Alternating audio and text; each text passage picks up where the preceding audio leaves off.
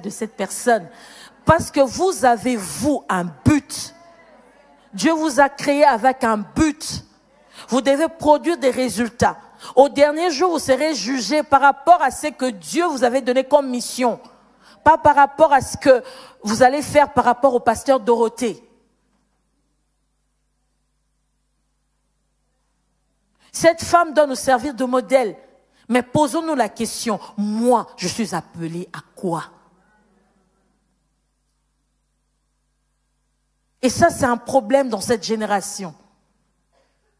Les gens ne s'identifient à, je ne sais pas comment dire ça, les gens sont comme instables. Les gens sont, tu trouves beaucoup de gens qui sont, comment on dit ça?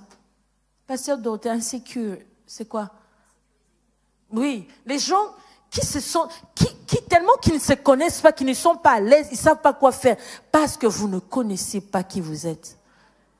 Quand ça bouge, quand ça ne marche pas, moi quand ça ne marche pas, ça commence à bloquer, je rentre auprès du Créateur. Rentrez auprès du Créateur. Rentrez au pied de celui qui vous a créé.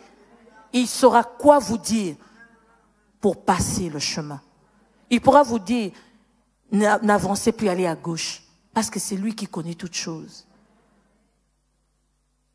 Ne faites pas comme tout le monde. Faites ce pourquoi Dieu vous a créé. J'ai appris dans ma vie à faire ce pourquoi Dieu m'a créé. Et ça m'a emmené jusqu'ici aujourd'hui parce que je n'ai pas voulu me conformer à tout ce que le monde attendait de moi. Soyez prêts à ne pas vous conformer,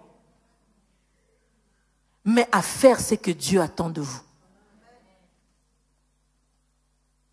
Celle qui reste focalisée sur ce que Dieu dit, celle qui reste focalisée sur la parole de l'Éternel, aura toujours raison. Vous n'avez pas besoin que le monde vous acclame. Même en tant que pasteur, je suis humaine, je peux me tromper.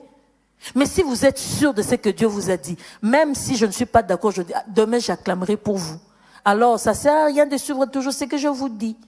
Suivez ce que l'Éternel vous dit. Et cela ne vous trompera pas. La Bible dit, celle qui craint l'Éternel est celle qui sera louée. Elle était entreprenante, elle était dans le business, elle faisait ceci, elle s'occupait de son mari, de sa maison, de toutes ces choses. Mais la Bible dit, quand on craint Dieu, c'est ça qui a plus de valeur.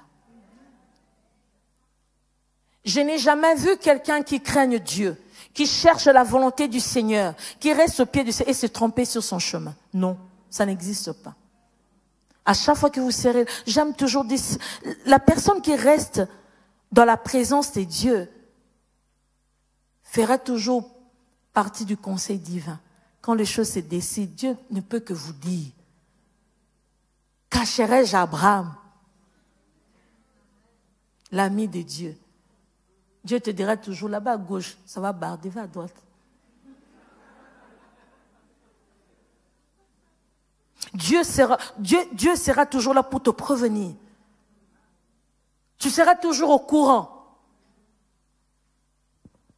Mon mari aime dire toujours que c'est lui qui rencontre l'Éternel dès le matin, n'est pas surpris par les choses de la journée. Quand tu sais rencontrer le Seigneur, il n'y a plus rien qui te surprenne. Dieu te mettra au courant. Dieu te dira que telle affaire n'y va pas. Pas parce que des fois c'est tellement mauvais, parce que ce n'est pas pour toi. Le problème ici, ce n'est pas ce que Dieu veut faire avec tout le monde. Ici, la question, c'est ce que Dieu veut faire avec vous personnellement.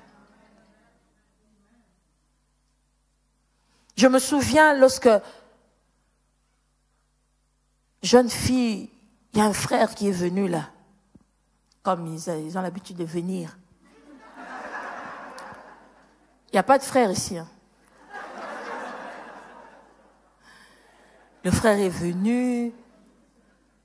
Un frère bien, craignant Dieu, En tout cas, je ne